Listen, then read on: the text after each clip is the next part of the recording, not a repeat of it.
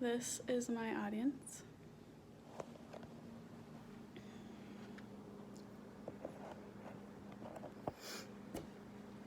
My name is Kendra, and I will be telling a folk tale called The Field of Booleans, an Irish folk tale. One day in a little town of Harvest, it was an indeed Lady Day in Harvest, which everybody knows to be one of the greatest holidays of the year. Tom Fitzpatrick was taking a stroll through the ground, walking on the sunny side of a hedge, when out of nowhere he heard a clacking sort of noise a little before him in the hedge. "Dear me," said Tom, "but isn't it surprising to hear the stone chatter singing so late in the season?" So Tom continued walking, while going on his tippy toes to see if he could get a sight of what was making the noise, to see if he was right in his guess.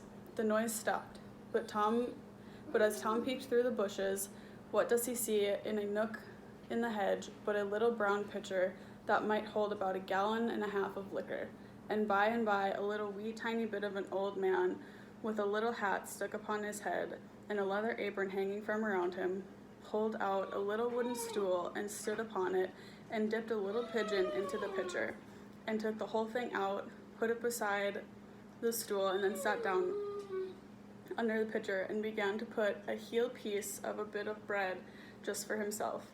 "Well, by the powers," said Tom to himself, "I often heard stories of the leprechauns, and to tell God's truth I never rightly believed in them, but here's one of them in real life. If I go knowingly to work, I'm a set man.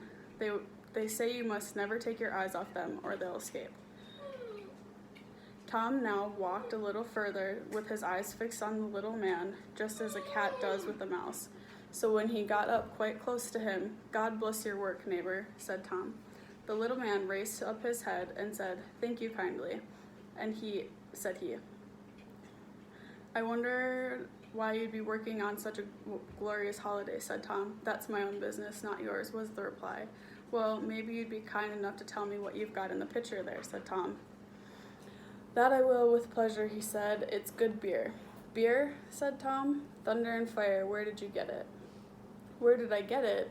Why, I made it. And what do you think I made it of? But of malt, I suppose. What else?" Tom said.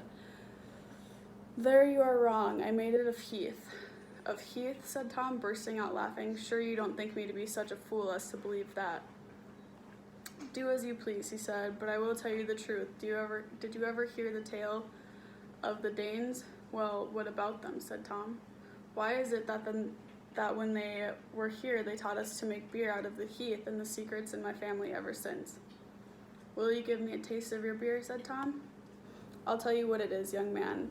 It would be better for you to be looking after your father's property than to be bothering decently quiet people with your foolish questions. There now, while you're idling your time away, there the cows have broken into the oats and are knocking all the corn about." Tom was so surprised with this that he just stood on the very point of turning around when he recollected himself, so afraid that that might happen again. He made a grab at the leprechaun and caught him up in his hand.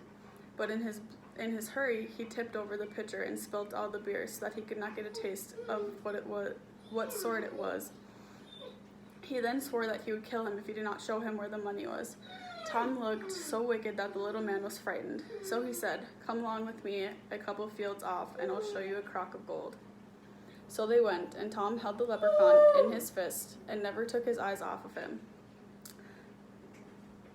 though he had crossed hedges and ditches, till at last they came to the great field of the Booleans, and the leprechaun pointed to a big bullion, and he said, "Dig under that bullion, and you will get a great crock of all the guineas." Tom, in a hurry, had never thought of bringing a spade with him, so he made up his mind to run home and fetch one. And that he might know the place again, he took off his red garter and tied it around the bullion. He then said to the leprechaun, "Swear you won't take that garter away, that bullion." And the leprechaun swore right away not to touch it. "I suppose," the leprechaun very civilly, "you have no more need for me." "No," Tom says, "you may go away now if you please, and God speed you, and may luck attend you wherever you go." "Well, goodbye to you, Tom Fitzpatrick," said the leprechaun, "and may good many it do it, and much good may it do when you get it." So Tom ran for dear life till he came home and got the spade, and then away with him, as hard as he could go back to the field of bullions. But when he got there, lo and behold, not a bullion in the field, but had a red garter, a very model of his own, tied about it. As to digging up the whole field, that was all nonsense, for there were more than 40 good Irish acres in it. So Tom came home again with his spade in his shoulder, a little cooler than he went, and thought of the curse that he had given the leprechaun every time he thought of him and the betrayal he had served him.